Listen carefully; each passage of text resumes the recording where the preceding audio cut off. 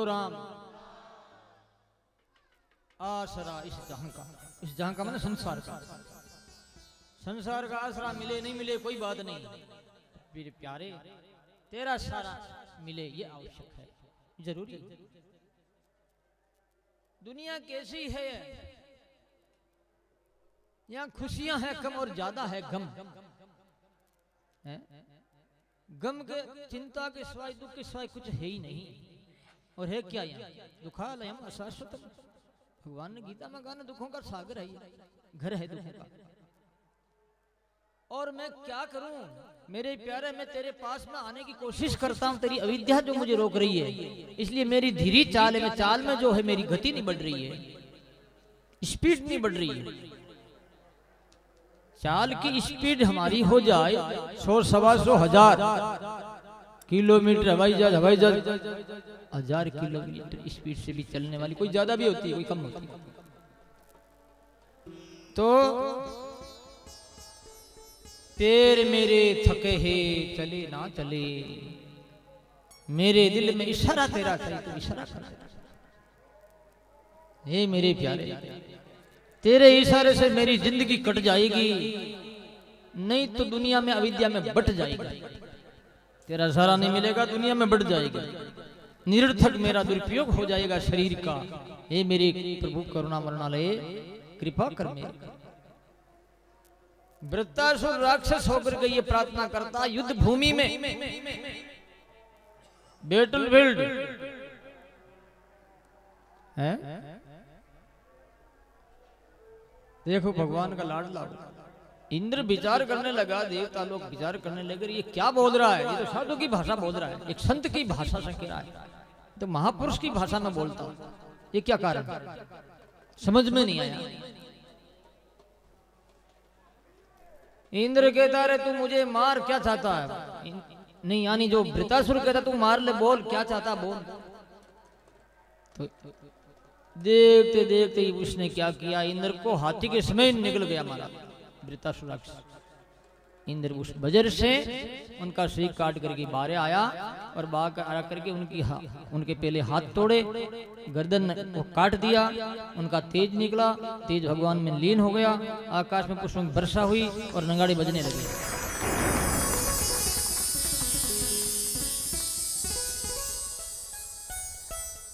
अद्भुत, देवताओं का वापिस राज मिला, कब्जा देवताओं का हो गया। तो युद्ध क्या है, अपना मानस है ना, मन है ना, ये अंतःकरण युद्ध भूमि है। इस भूमि में कभी तो देवताओं का राज हो जाता है, देवी संपदा, देवता मतलब देवी संपदा। तो भगवान याद आते हैं, रंध याद आते हैं, कथा याद आती है, सत्कर्म याद आते हैं। भाई बहुत बढ़िया, 12 वर्षों हरिद्वार का जो है महाकुंभ का मेला, माँ गंगा के तट पर अच्छे कर्म करेंगे, कथा सुनेंगे, दान पुण्य करेंगे, स्नान करेंगे, बहुत कुछ हमें प्राप्त होगा है। ये जब जान लेना चाहिए कि अब देवी संपदा, अब तो घर हो गया देवी संपदा का।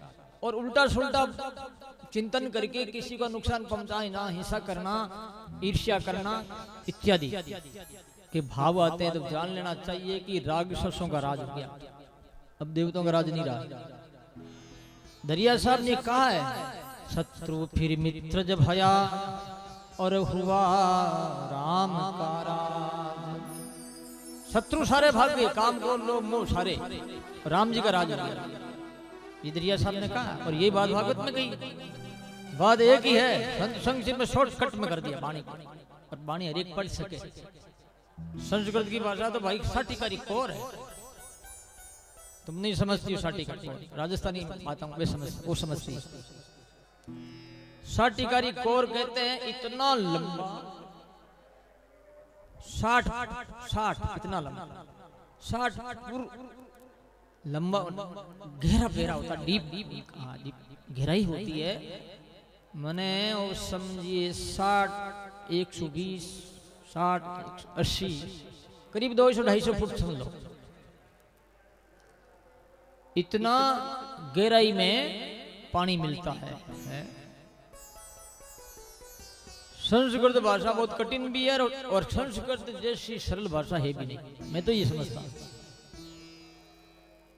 मुझे सबसे सरल संस्कृत लगती, तुम कहोगे महाराज आप तो संस्कृत पढ़े हुए हो। यही तो बात है, पढ़ने के बाद में दुर्लभ भी सुलभ हो जाती है। ये महात्मा तो पढ़े लिखे थे ही नहीं। मध्यकाल में संत मत में निराकार जो कि मानने वाले भक्त निर्गुण पंथ के संत हुए हैं और पढ़े लिखे बिल्कुल नहीं थे। और इतना ध्यान किया जो पढ़ाई उनकी पीछे पीछे घूमती थी, विद्या उनके पीछे घूमती। महान पुरुषों विद्या कहती है कि मेरा अंगीकार करो, मैं सेवा करने के लिए तैयार हूं। हे महापुरुष मुझे अपनाओ। मैं आपको बात बताता हूं। एक राजस्थान में कोई बाई है जाटनी, जाति का नाम तो नहीं लेना चाहिए, याद आ ऐसे बोल दिया मैंने। तो बेचारी वो पढ़ी लिखी नहीं थी। दरिया साहब की बाणी दी मैंने, पढ़ी लिखी थी नहीं। मेरे से बोली बाबू जी क्या करूं, मैं पढ़ी लिखी नहीं हूं, बाणी पढ़ना मुझे बहुत जरूरी है। गुरु महाराज की बाणी याद नहीं रहेगी, आरती नहीं कर पाऊंगी, साक्या ने उच्चारण नहीं कर पाऊंगी, तो मैं वो तो बेकार निरर्थक हूं, कोई काम की नहीं। तो मैंने कहा भाई देख एक बात है, तू करे तो मैं तेरे बताऊंगा। हाँ महाराज बताओ। मैं कि तू ऐसा कर, दरिया साहब से प्रार्थना कर, रो बहुत ज्यादा रोती रहे रात भर, सवेरे देखना क्या होता। रात भर भजन किया और उस रोई और सवेरे बाणी उसके गोद में आ गई। ये सही बता रहा हूं मैं आपको। और बाणी पढ़ने लग गई। ये थोड़े वर्षों की बात है। बाणी ऑटोमेटिक पढ़ने उसकी गोद में कैसे आई बाणी समझ नहीं। उसने जो मुझे बताया वो मैं आपको बता रहा हूं, कह रहा हूं। तो ईश्वर सर्वशक्तिमान, हम हृदय से उनको पुकारते हैं तो वो क्या नहीं कर सकते। असम करतु मकरतु मन्यता करतुम से समर्थ है। नहीं होने वाला भी कर दे, होने वाले को भी मेट दे हैं। इसलिए वो समर्थ है परमात्मा। तमेव शरणम गच्छ सर्वभावेन भारत। उस परमात्मा का ही आसरा ले भाई, वो ही बेड़ा पार करने वाले हैं। ऐसे कई भाई लोग भी पढ़े लिखे नहीं थे, वो भी बाणी पढ़ने लगे, एक अक्षर भी अंगूठा छाप थे। माला फेरी, भगवान को पुकारा, किताब पढ़ने लगे। बोलो राम। तो क्या कह रहा था मैं कि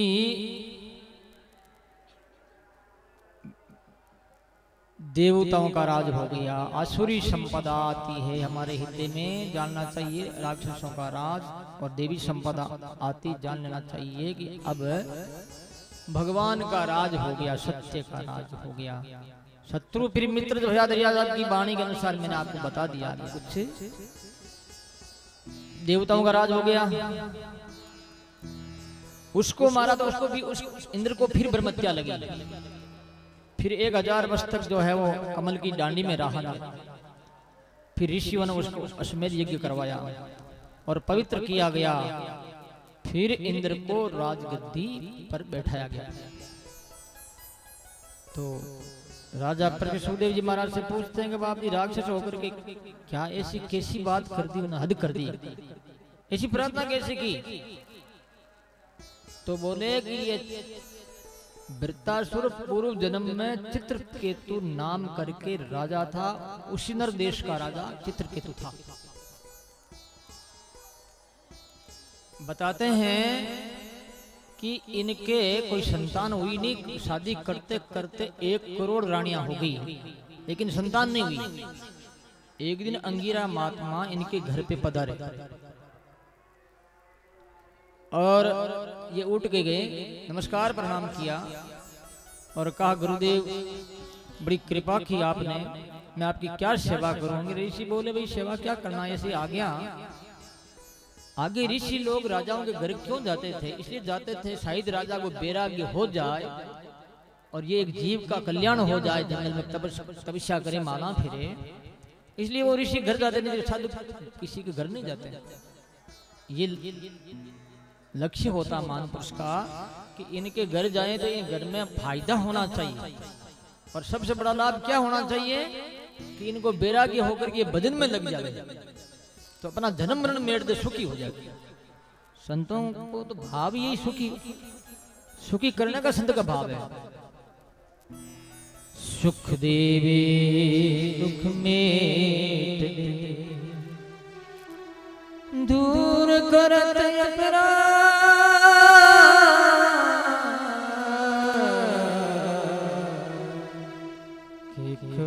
भूख मिले राम सने। सुख देवे दुख मेट दे, अपराध को दूर कर दे, ऐसा राम स्नेह संत हमें कब मिले। कितनी बढ़िया बात की।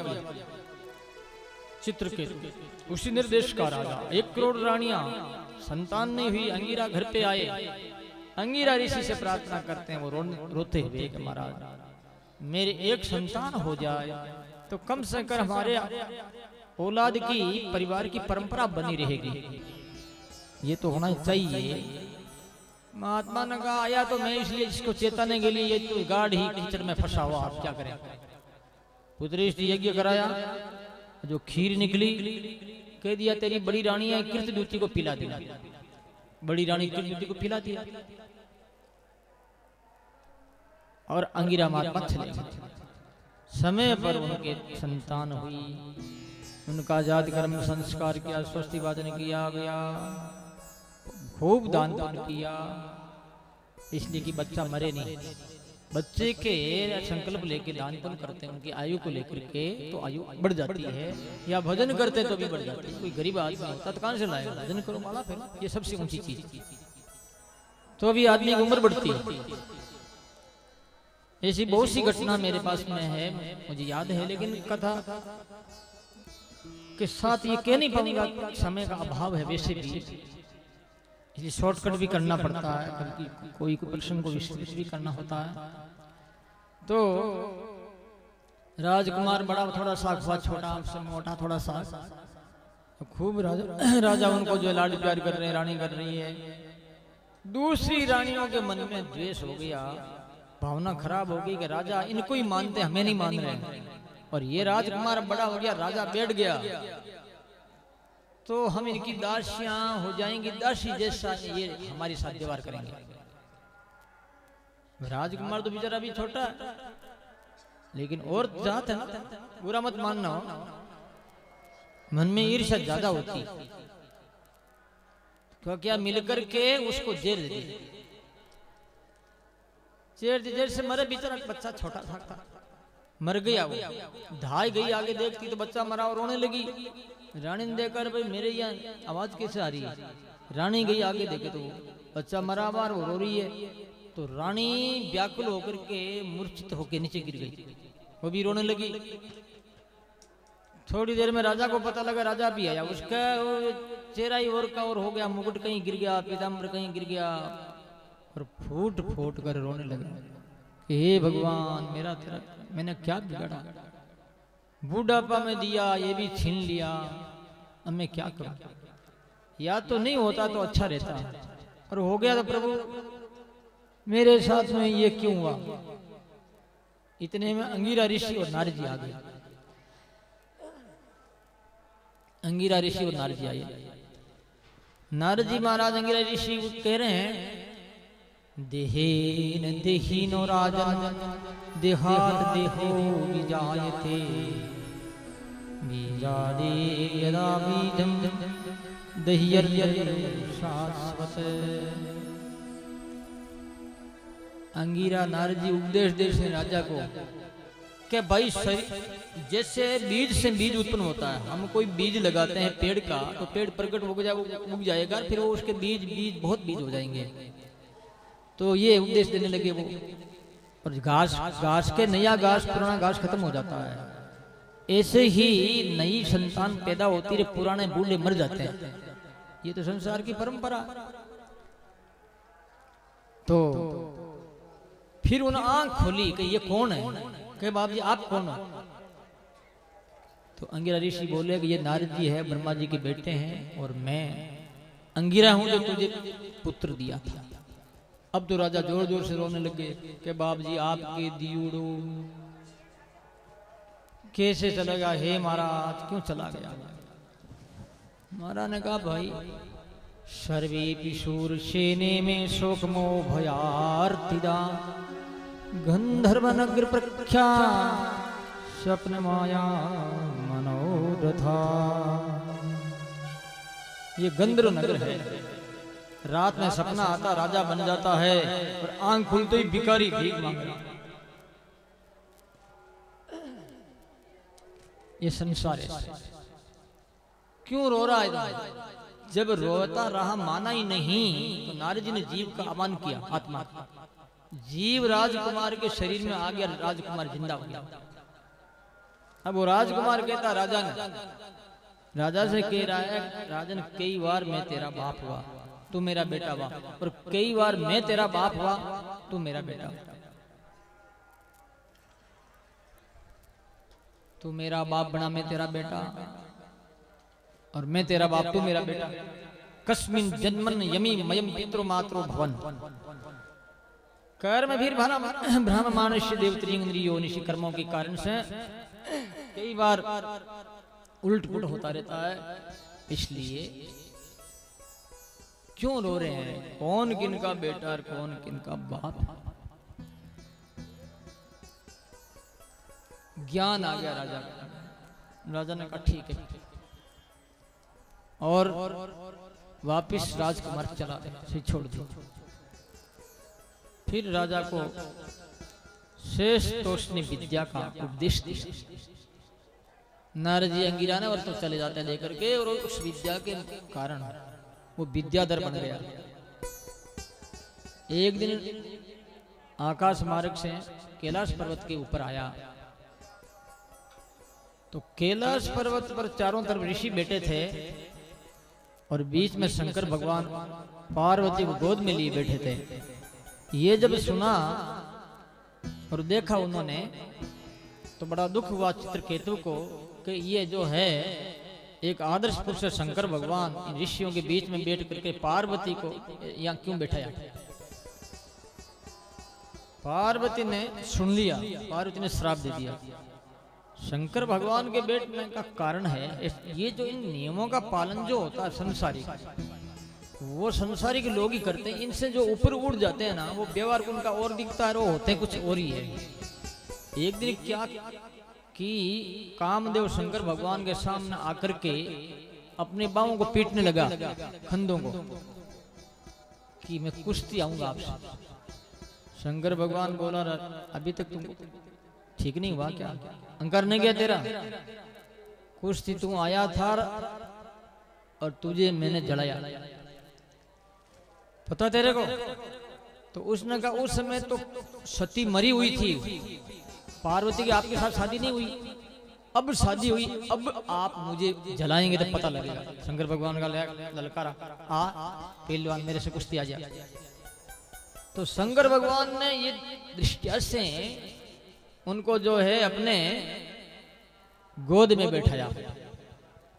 कामदेव देखते ही रह गया और कामदेव को हार मारनी पड़ी।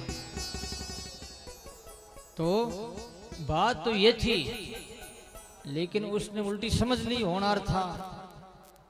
पार्वती से रहा नहीं गया, पार्वती ने श्राप दे दिया कि बेईमान तू हमारी ओर इस प्रकार से दे करके और हमारे पर दोष लगा रहा है, ये ठीक नहीं है, तेरी दोष दृष्टि है। जा तो ऐसी दृष्टि राक्षसों की होती है, जा तो राक्षस हो गया।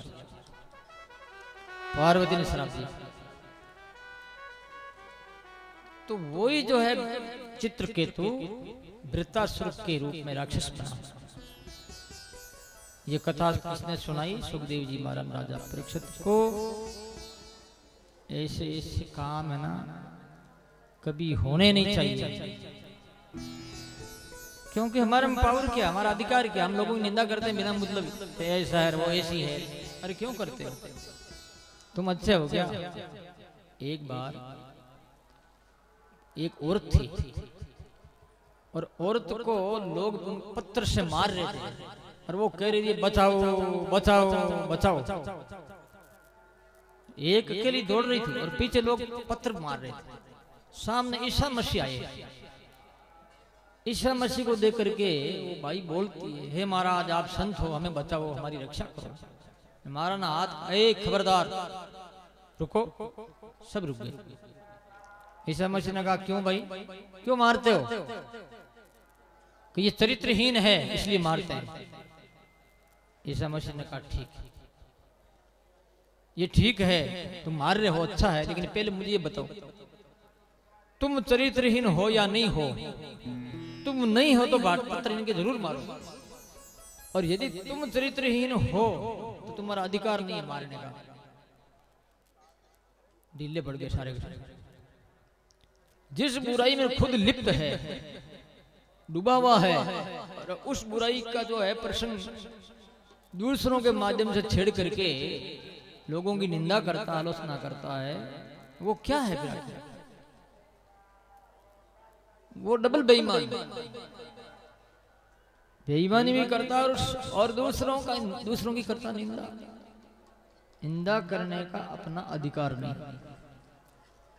इसलिए दूसरों की मत ही सोचो, अपनी सोचो। ये पशुता है भाई, इसमें कोई सार नहीं। तो प्यारे भाई माता और बहनों, ये दे दिया उन्होंने श्राप, तब वो राक्षस हो गया। इसका कारण मैंने बता दिया। इस कारण से वो बैठे थे शंकर भगवान, युद्ध किया, अपना विजय थे, मनोविजय है वो, हरदम काम विजयी है शंकर भगवान। इसके बाद में दिति के बेटों का और मरुदगुणों की कथा सुनाई। छठा स्कंद को पूरा किया गया। सातवां स्कंद है उति है, उति नाम है वासना का। सातवां स्कंद में 3 प्रकरण है, अशुद्ध वासना, शुद्ध वासना, मिश्र वासना, और इसके 15 अध्याय है, 750 श्लोक। ज्ञान समय प्रिय सुहृद ब्रह्मन भूतानां भगवान स्वयं इंद्रस्यार्थ कथम दीत्या नवधीत विस्मो यथा। राजा परीक्षित सुखदेव जी महाराज से पूछ रहे कि महाराज भगवान भेदभाव क्यों करते हैं? राक्षसों को तो मारते हैं और देवताओं को तारते हैं। भगवान में भेदभाव नहीं होना चाहिए। भाई मनुष्य में भेदभाव होता है क्योंकि अल्पायु, अल्पज्ञ, अल्प बुद्धि, मंद बुद्धि, ओछी बुद्धि मनुष्य तो करते, राक्षस तो करते हैं। पर देवता लोग भी ऐसे ही करते हैं।